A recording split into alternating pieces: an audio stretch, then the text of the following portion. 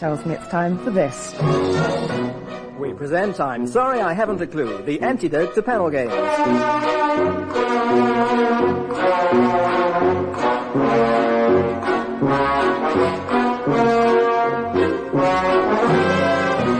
At the piano, Colin and your chairman is Humphrey Lyttelton.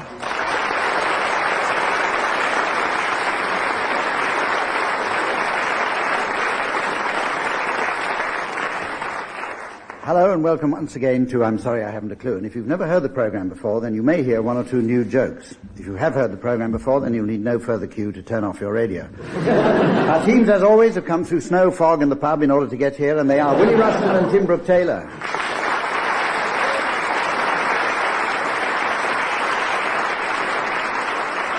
And Barry Cryer and Graeme Garden.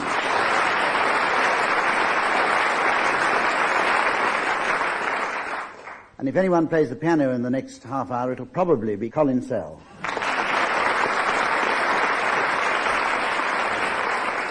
Our first round is inspired by the poverty of the international film industry. For economic reasons, new films will have to be remakes from now on of pairs of old films. And I want you to hear the resulting titles, and I'll award some points for this one, I think. Well, maybe. Willie Rushton, will you start? They're doing a film of Rupert Murdoch's life. They're incorporating It Happened in Naples, Mr. Roberts, and Kipps. It emerges as Mr. Nipples. Well, that's a good start. Graeme Garden. They're combining Sunday Bloody Sunday with La Cage aux Folles, and they're making Bloody aux Folles.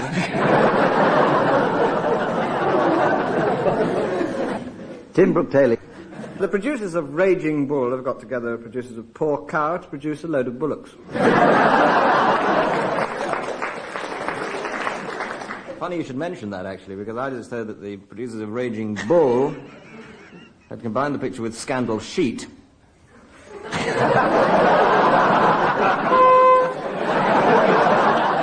That was the chairman's buzzer. Yes, I think we... Yes, they produced Raging Scandal.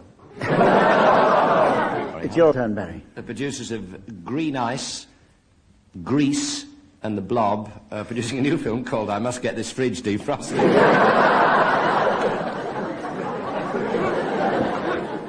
The producers of Tess and Tickle Me have failed to get together. I did hear that they're remaking Gentlemen Prefer Blondes, Raise the Titanic, and Ringside Seat, and they're calling it Gentlemen Lift the Seat. The producers, I've heard, of the Carry On films have got together to make a cheap remake of The Eagle Has Landed to be called Carry On Crow. A mass convention of producers. Those connected with Hello Dolly, All Quiet on the Western Front, What's Up Doc, Hello Goodbye from Here to Eternity, Hello Frisco are making a new epic called Hello, Hello, Hello, What's All This Here? Well, that's fine. That puts you in the lead, Barry. And we've reached the point where I give the teams advance warning of the late arrivals they were doing later on in the programme. This week we'll be asking them for late arrivals at the Keep Fit Fanatics Ball. Keep Fit Fanatics Ball. Right, game number 3, and the teams in this one are invited to sing various well-known songs in unsuitable ways. I'll specify the songs. I'm going to call upon Tim Brooke-Taylor first of all to think of the most unsuitable way of singing Maybe It's Because I'm a Londoner. Maybe it's because ich bin ein Londoner and I love London so. It's true. Maybe it's because I'm a Londoner that I dream of her wherever I go. I get a funny feeling inside of me. I do. Just marching up and down. And maybe it's because I'm a Londoner that I love London so. I was only a being honest, you understand?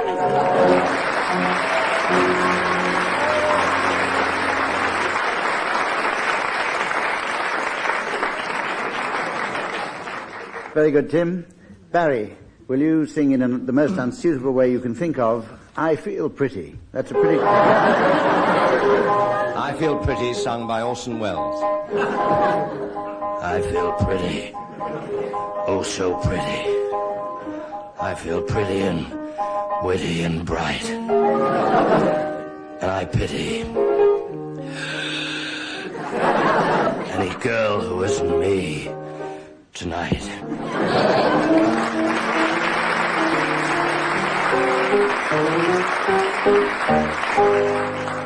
Probably the worst impression. Anyway, Willie Rushton, it's your turn now. And we'd like you to sing In an Unsuitable Way. Let's call the whole thing off. In English. You say neither, and I say neither. You say either, and I say either. Neither, either. Let's call the whole thing off. You like potato, and I like potato. You like tomato, and I like tomato. Potato, tomato. Let's call the whole thing off.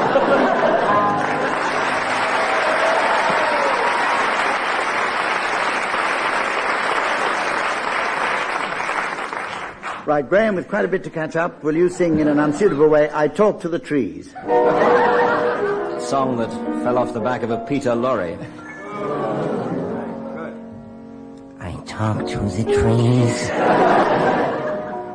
but they don't listen to me. I talk to them all, but they never hear me. So I strangle them.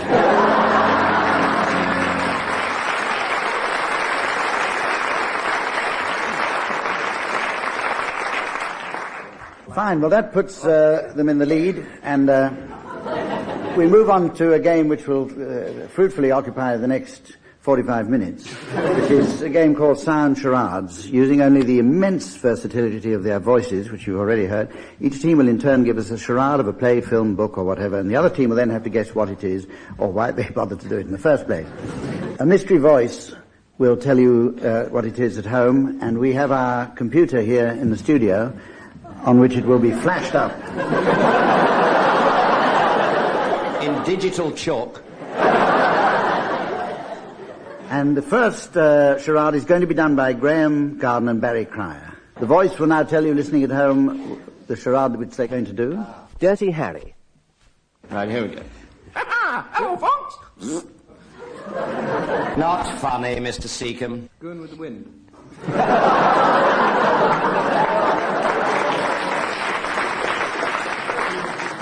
Sir Goon with the wind. That wasn't it. I think, Graeme and Barry, it would probably help them and save all of us a lot of time if you tell them whether it was a book, a film, or a play. How many words and all sorts of little details like that. Yes. It's, Film. How many words? Dirty Harry. What? Dirty Harry.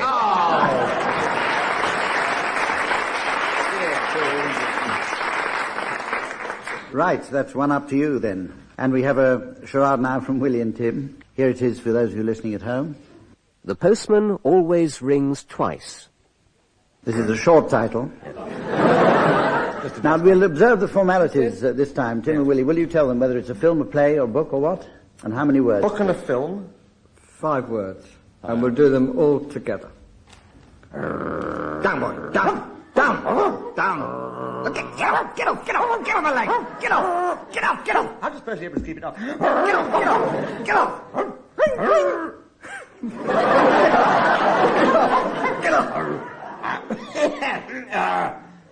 That's it. Got anything to do with dogs? No. Thank you for that, Graeme. Yes.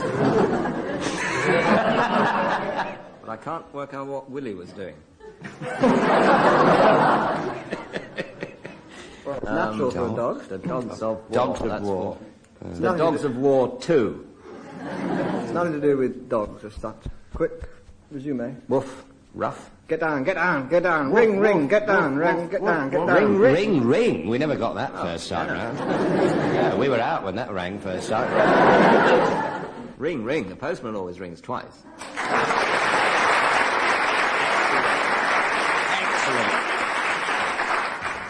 These charades are taking rather a long time, so for the next two teams, if you don't get it within a reasonable time, I shall open it up to the audience and see if they can get it. And Graeme and Barry, it's your turn to do a charade again. Here's the mystery voice for you, those of you at home. Stir crazy. Right, Graeme and Barry, would you That's tell... not how you spell roots. Is it...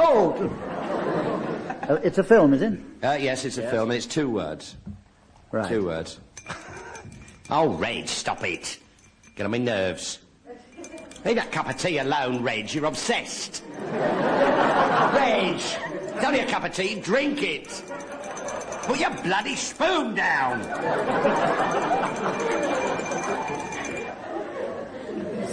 Stir is born.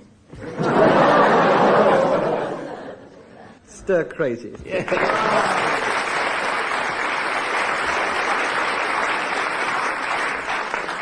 Right, we're going to have the final charade now from Willie and Tim. And here's the voice to tell you what it is. When the kissing had to stop. Now, the audience knows what it is, so... oh, wait a minute, there's a slight hiccup in the computer. Six words. Six words. There's a book. And a film, I reckon. Telly, I reckon. Okay, we'll do it all together. 6 words. Yeah. A book and a telly. Oh, I reckon a film, but Oh, the well, producer, they don't know. producer thinks it's a film too. What does the audience think? Not very much. Film, quite right. Lady in the front row, very forcefully. There. It's a film. It's a film. 2 marks Anyway. to the lady in the front. Here it comes as a charade. I can't get the top off this super glue. Try using your teeth.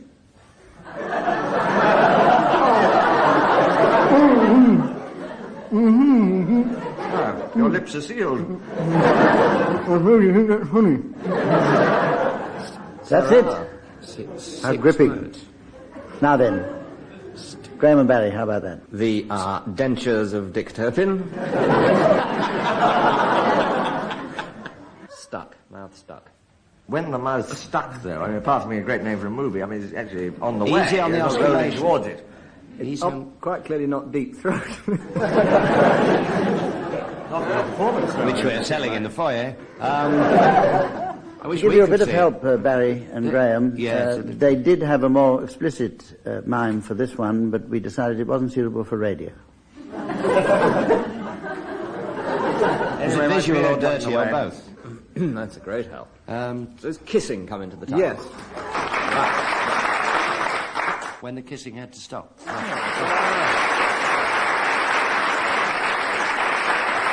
Never a film. Never a film. I reckon telly. No, Constantine Fitzgibbon. Does he? Yeah. Like a rattlesnake. With 4 time faults there, unfortunately, Barry, that puts Tim and Willie in the lead once again. Now, I must tell you for this next game that just before we started the programme, I warned the teams that I was going to call upon them to supply some suitably cliched endings to particular types of films. And I'm going to start with you, first of all, Graeme Garden. This is a sort of cliche ending to a Vincent Price type horror movie. Right. Little music, please, Mr. Sal.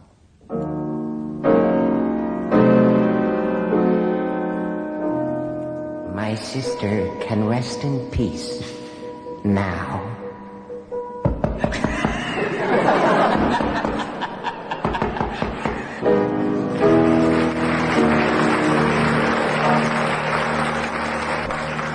What we're going to do on this occasion is to invite anyone who has a couple of suggestions to do them straight away. Graeme, do you have another one? Is that the postman always knocks 5 times? Roll round, sorry. The post-mortem always knocks.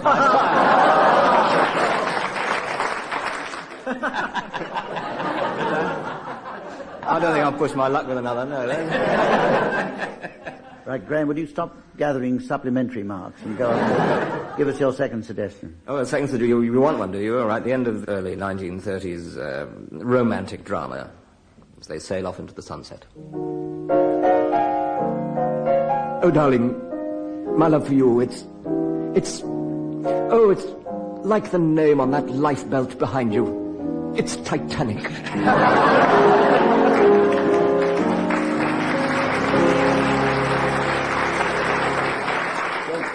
Well, to put you who are listening to this in the picture, Graeme now leads by 8 marks. And we're going over to Tim Brooke-Taylor. I'd like to start my recital this evening with sort of children's adventure. Music, please, Mr. Sal.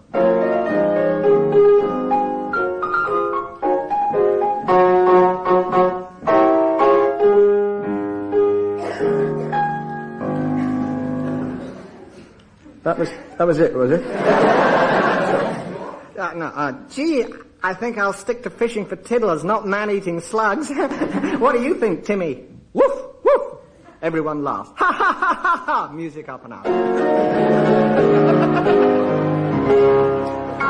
And my second cliche.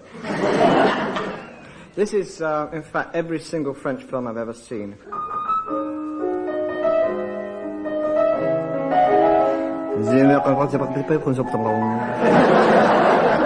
The next year I returned to Saint-Michel.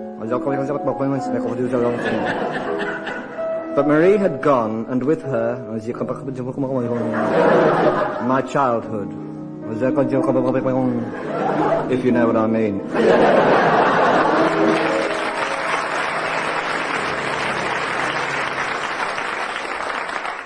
And Tim has 7 marks. Over to you, Barry. Have you any werewolf music, Colin? Give him the children's adventure. It fits. It's the end of a werewolf film when everything's all right and all the silver bullets are spent. And that.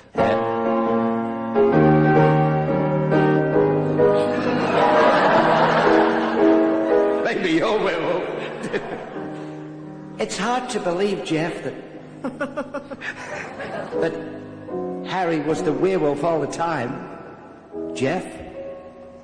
Jeff?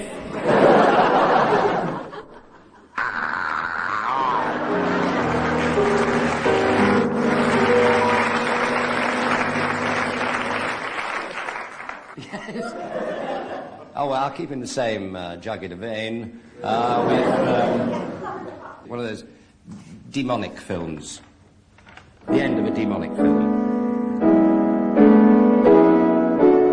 And we'll be left wondering what the devil got into her.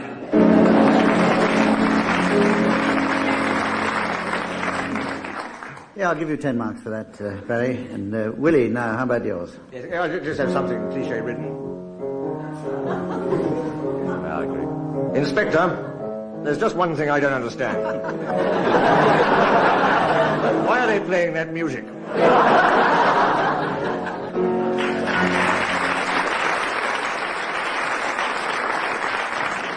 Well, judging by the audience applause, Willie gets 15 for that and doesn't really need to do another one. You haven't got another one, Oh, but if you like, same music. Oh, he's going to do another. The sun sets that way, you dumb cowpoke.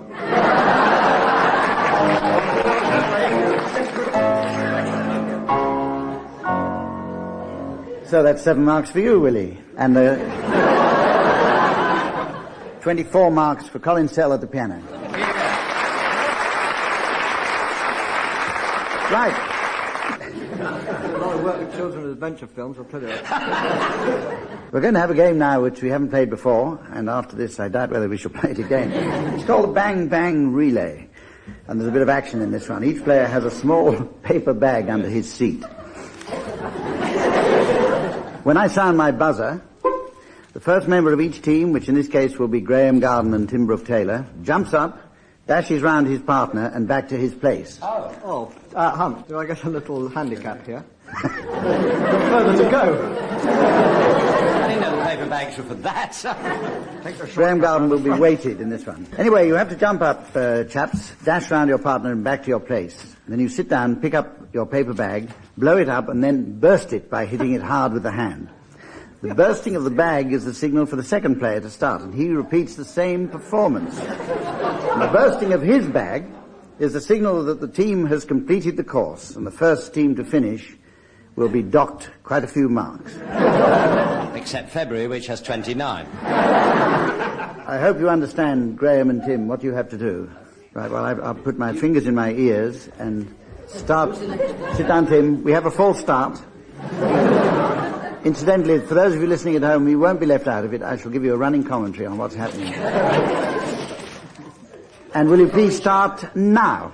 And Graeme's got off to a flying start.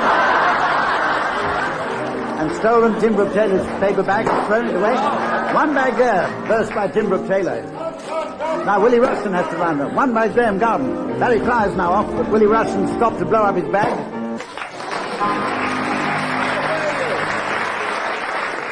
As always at this kind of a party, somebody gets left out, and we don't want any tears. So.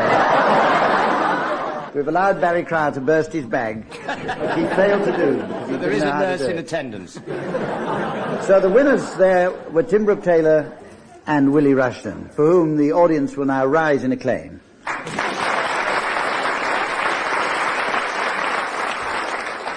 We go on now to a more sedentary game. This is the game word for word. In this round, one of the members of a team says a word and his partner must say another word totally unconnected with the first, and so on. And the other team may, and indeed must, challenge and try to prove a connection between the two words. I shall score 1 mark per word until a correct challenge, when the challenging side takes over, 2 rounds each side, so that each player has started a round. Is that clear, teams? Because it's not to me. And we're going to start, it'll all become absolutely clear to you in a few moments when Graeme, Garden and Barry Cryer start off. Graeme, will you start, please? Yes, I will. Spear. Deltoid. Challenge there from Willie Rushton immediately. Spear deltoids, a make of chewing gum. I've chomped on it myself, not to advantage. Well, you lose a mark for advertising. Tim Brooke-Taylor. Lots of spear deltoids. They're both arrow-shaped, aren't they? Deltoid and a spear. Deltoid? Who have you been out with recently? We're not talking about arrows, we're talking about spears. Now, will you go on with the game, Tim Brooke-Taylor? Yes, I mean, Graeme Garden. Bring back Kenny You Ball, keep I out of say. it, Tim Brooke-Taylor. Right. Triangle. Manifest. Parallelogram. Pustule. Challenge there from Tim Brooke-Taylor. They're both words I can't spell. Beginning with P. Irrefutable. I'll give you the benefit of the doubt and ask you to start up again, Barry Cryer. Coccyx. Deliquescent. What? Deliquescent. Oh. Means an off day at the Jewish supermarket.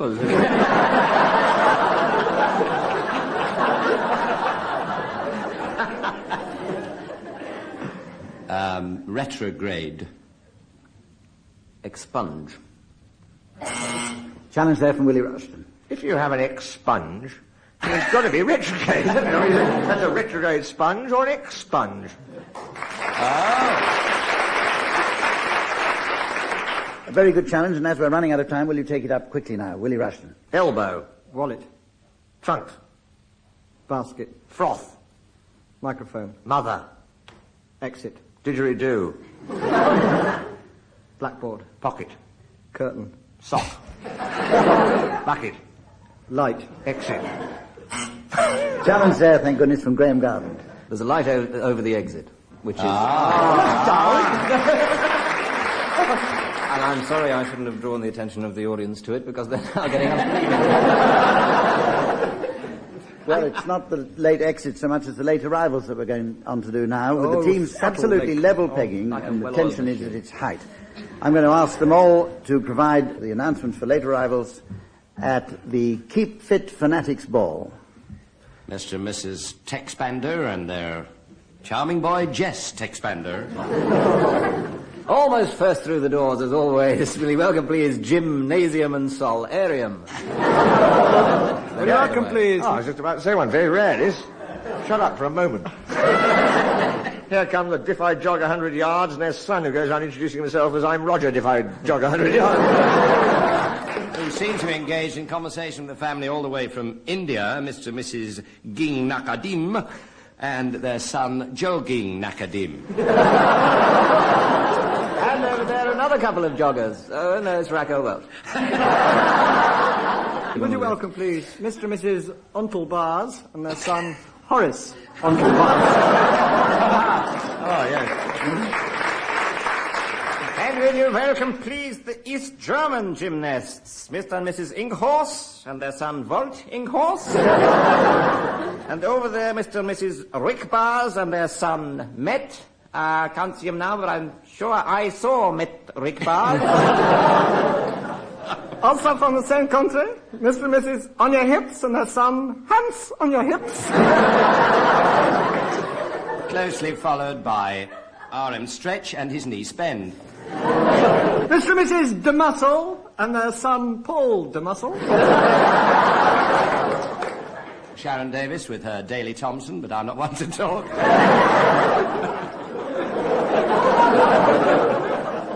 Oh, there's guys must have a workout. I quite often have difficulty in rounding up this programme,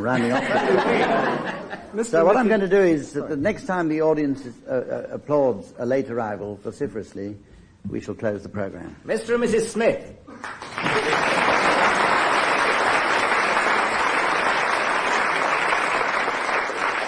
Ah, what a shame. There's the Doe family coming in rather late. The Doe family, Ken, Jew, and Lou. He's the lazy one. Think about it or not. Mr. and Mrs. Lettix and their son Arthur Lettix.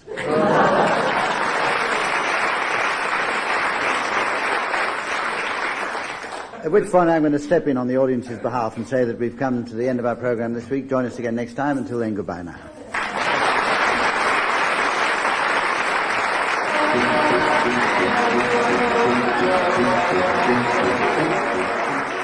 Barry Cryer, Graham Garden, Tim Brooke-Taylor and Willie Rushton were being given silly things to do by Humphrey Lyttelton, with Colin setting some of them to music. The programme was produced by Geoffrey Perkins.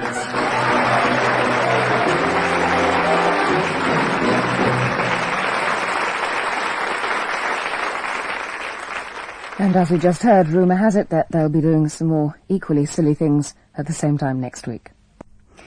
Well, now here's something that'll wipe the smile off your face. The weather